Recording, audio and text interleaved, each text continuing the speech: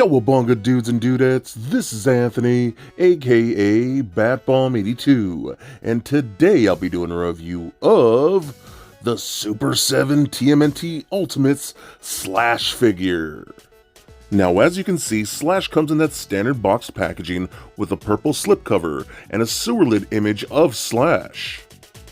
Removing the slipcover, we can see that Slash comes in the standard window box packaging that we normally see with the TMNT Ultimates line. Turning the box around, we also get a short bio for Slash. So with the box out of the way, let's go ahead and crack this figure open and let him breathe. Alright guys, now let's take a closer look at this new TMNT Ultimate Slash figure from Super7. And I'm going to jump right into it here. Holy crap. I don't even know if this is going to be considered a review because I am going to be very biased with this, as Slash is one of my favorite characters, period, in pop culture.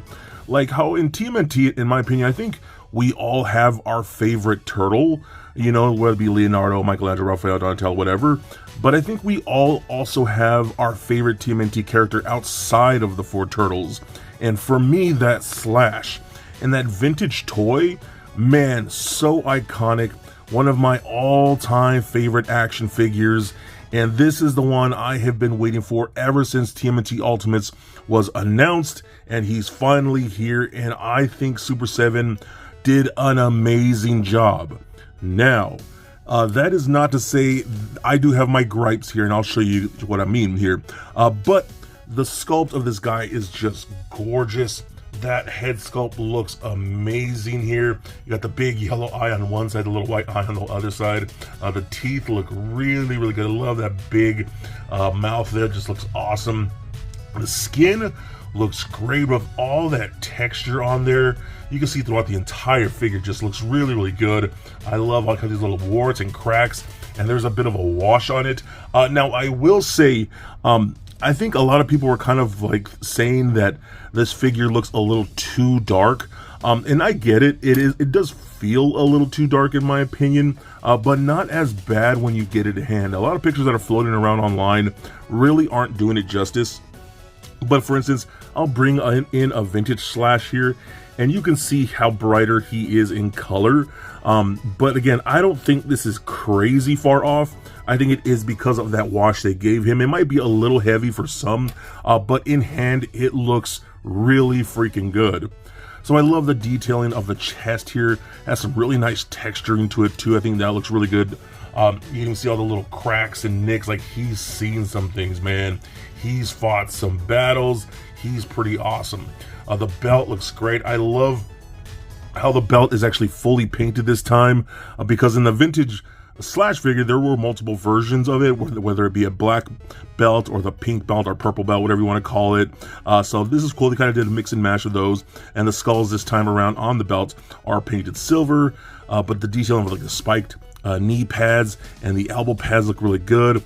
The claws here, that's always one of my favorite aspects. He was like a turtle shredder almost, you know what I mean? I always thought that was really cool too. Got the painted feet, yellow feet right there with pegals at the bottom. The hunched over version, just like that. The way he looks all hunched over like that. Oh my God, so good.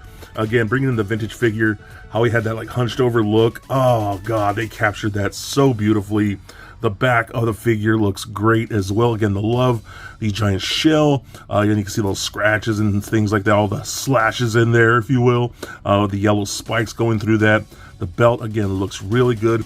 I love that he actually has his tail, like the original comic book Turtles did have, but they didn't do that for the cartoon and the OG toys for some weird reason, because, you know, from the front, it kind of looked like they had a penis. But again, the vintage one had the tail like that too, and I love how this one was actually fully painted too. You know what I mean? So that's actually really cool. And my God, this thing just looks incredible. There is a little bit of airbrushing on the chest there to bring it out. One thing I don't like here, I wish they had done, this is a minor nitpick, the ropes right here on the wood, I wish those were painted, you know, just to differentiate the different types of material from the the rope to the actual wood shoulder pads, you know what I mean? It's a little weird that I kind of thought they would have painted those, but I mean, the one solid color is very much vintage, but I don't know, that's just, again, minor nitpick. That is something very nitpicky, but still, holy crap, man, this thing is insane looking. I'm freaking in love. So now moving on to accessories here. We're going to start off with the 4 pairs of interchangeable hands. We do get closed-fisted hands, we do get more open palm stylized posing hands, and we get 2 sets of gripping hands. Now, the reason why we get 2 sets of different gripping hands is actually pretty cool, and I wish more companies would do this, and I wish companies would just do this more often. So you can see here on the figure, I do got 2 different types of gripping hands here. One is for hinging up and down like so, which I think is really great, and the others are for hinging in and out. So I think that's really cool, man. I love the fact that they actually did that.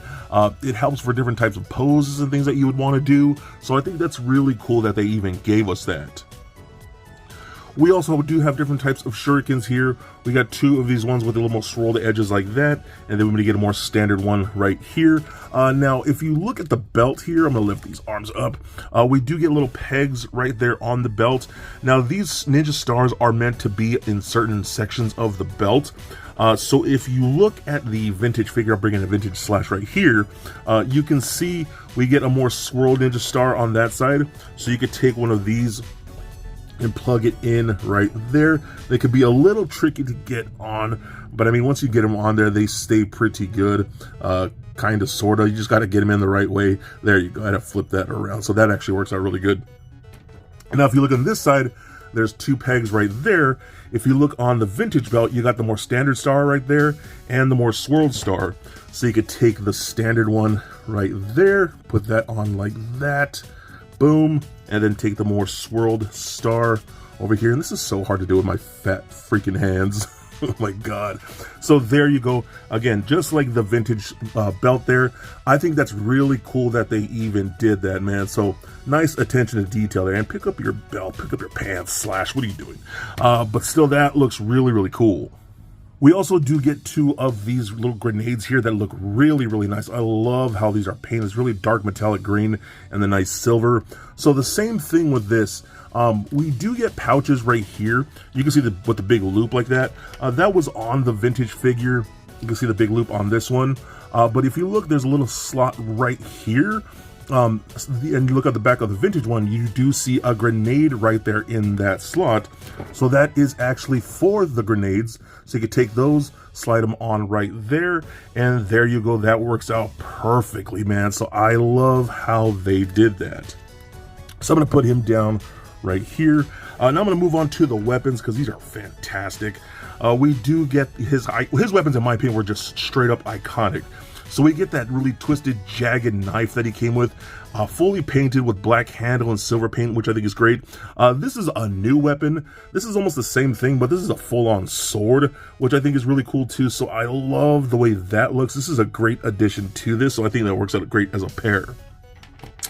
Moving on to things like his spiked nunchucks, done with, again, these crazy, he had crazy pink weapons. Why was that so cool to us back then? But he has these crazy spiked pink nunchucks, and all the spikes this time are painted silver, fairly pliable plastic, so that's really cool. You can get some 2-handed poses with those. That works out really nice. You do get his giant spiked ball club, which I think looks really great. Again, done in that pink. You got some of the black wrappings and the silver spikes. All look very cool. Again, just a very iconic weapon. And just giving you a proportion, I'm talking about the size here. Here's the vintage one. You can see the size difference is pretty dramatic. You know, so that looks really, really cool. So I love that. And then my favorite weapon that he had from back from the vintage toy was always this big giant knife. I thought this thing was so cool. I remember wanting a real one like this. And to be honest with you, I'll see if I can maybe get a picture of it. I ended up buying an actual sword that was kind of like this with a similar type of blade and the spikes on the grip, right on the guard right there. So I love this so freaking much. And then, you know, I think what most of us did for like that smaller jagged knife, you can just put that in that back spot right there, because that's usually where that knife really went for my vintage figure like that. So he holds a pretty good amount of stuff on the belt, which I'm pretty impressed with. Now, another thing I think that's really cool with these Super 7 TMNT figures, we always get a weapons rack with the unpainted weapons. Now, again, this is really cool, man, because I love how just overly 80s, 90s is are with this ridiculous pink.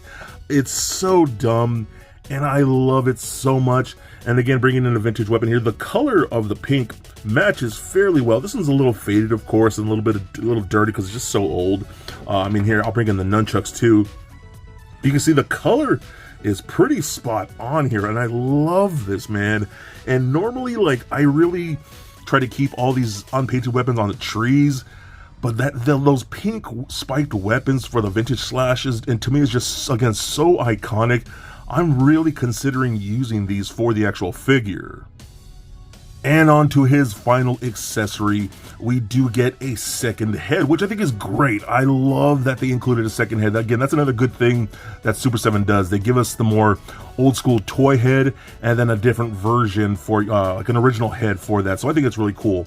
So you can see the two heads side by side like that. I think those are very cool. Of course, this is more towards the vintage toy, but I also absolutely love this one as well. Excuse me. So on a simple ball peg, you can see how it's kind of hunched over like that, and you can pop this on right there. There we go, nice and solid. So I just think that looks super cool, man. I like how they didn't really change the look. You know, some of the alternate heads dramatically change the look of the character. This looks like the same head as the original, just with a different expression. So I really, again, I do love that. So now moving on to articulation here. The head head is on a ball joint, that giant ball joint that you've seen, and it can roll around fairly nicely. Since it is in that hunched over way that a lot of figures can be, the peg is kind of like running front and to back like that. So when you rotate the head, you're going to kind of get it looking like that, which is a little weird, but I mean, that's just the nature of the beast. But they did give us enough spacing so we can actually swivel that neck left to right, which I think is really nice, and they can look up a decent amount and down very little. So I think that's really cool. There's still a good amount of articulation there compared to a lot of other characters, again, who have that hunched over design. The arms can go full 360 up like so. They go up and out. Rotation at the bicep. The shoulder pad will hit things like the shoulder, so you got to maneuver things around. You do get a single bend at the elbow, as well as rotation at the elbow, rotation at the wrist, as well as a hinge at the wrist. Again, just depending on the different hands, how they hinge. We do get a type, it seems to be a ball or some type of joint in there at the waist that's under the whole body here. So you can rotate left and right a tiny bit. Crunching, not so much. So there is some there, but just not as great as I would like. Here's again would be one of my other complaints that I know a lot of us have. These hip joints, I will say they're better than most of the TMNT Ultimates, because they just have loose hips, man. This is already, several waves deep? I don't know what wave this is, 5, 6 waves deep, I don't know. But Super7 needs to get on this, man. This has been an issue for too long now. These aren't crazy loose, so they hold pretty good, but they're not as tight as they really should be. Like, they feel good right now, but there's no doubt at some point down the line, these are going to loosen up. And he's a big, chunky boy. He's really, really hefty. So at some point, the weight of the figure is going to weigh on these hips, and it's going to loosen these up a lot more. Again, they're not bad now, but later on down the road, I could definitely see them being an issue. They also can rotate up there. We got single bend at the knee. We got ankle joints that go up, down, a very sweet ankle rocker. And then his tail does rotate a bit too, so that's actually pretty cool. So overall, again, I love this figure. This is the one I had been waiting for since day one of the TMNT Ultimates announcement. Again, for me, don't make your own opinion, obviously, but don't think he's the perfect figure. For me, he's the closest thing to the perfect Ultimates that we've seen so far. Again, that's just me. I'm completely biased for this character. There are some things I would have done differently. Like I would have brightened him up a little bit. I would have definitely tightened up those hip joints. But still, man, there's no denying the look of this is, again, very iconic and a really cool upgrade to such an awesome vintage toy. So for a quick size comparison, here he is sitting next to a Marvel Legends Deadpool and Mayfix Batman figure. And for some Super 7 comparison, here he is sitting next to the 4 other Ultimates Turtles figures. And for some Slash comparisons, here he is sitting next to all 3 different versions of the vintage Slash. And for even more Slash comparisons, here he is standing next to the 2 NECA versions, being the video game and cartoon version. And just for fun, here he is with little Lego Bat Bomb. So there it is, guys, my review of the Super 7 TMNT Ultimates Slash. Now overall, I think this figure is beautiful. The colors are bold and vibrant, and yes, I wish the skin tone was a little bit lighter, but it really looks amazing in person. Some of these online photos do not do it justice. I absolutely love what they did here. Now, I do have my minor nitpicks, like I do wish the rope on the shoulder pads was painted. I know that's very, very minor, but my biggest issue is going to be those hips. Again, they are tighter than the average Ultimates figure that we've seen in this line, but they do need to be improved quite a bit. And I know that moving forward, we really need to see that. We're in multiple waves now. This shouldn't even be an issue, but sadly, it still partially is. But again, these are better than the previous figures from this line. But still, the sculpt is amazing. It is a perfect update to that vintage figure. I love all the more updated and painted weapons. We even get additional weapons like the grenades that he can actually hold now, that additional sword. I mean, everything looks incredible. Then you can even have the unpainted weapons to match the vintage figure. I think that's so awesome, man. Throw in a new interchangeable head that very much matches up with the vintage toy. I think it's so cool. Super 7 is doing some great things with this line. Again, one of the biggest issues is going to be the hips on all of these figures, which is going to make them very hard to stand. And Slash here, he's a pretty bulky guy, so you're going to really need those tight hips. But even with those issues, these are still, in my opinion, some of the best TMNT figures ever. That vintage TMNT line, in my opinion, is the greatest toy line of all time. And man, Super 7 updating those is just chef's kiss to me. I love this piece, and in my opinion, he is definitely a must get. So be excellent to each other, and stay nerdy, my friends. Peace.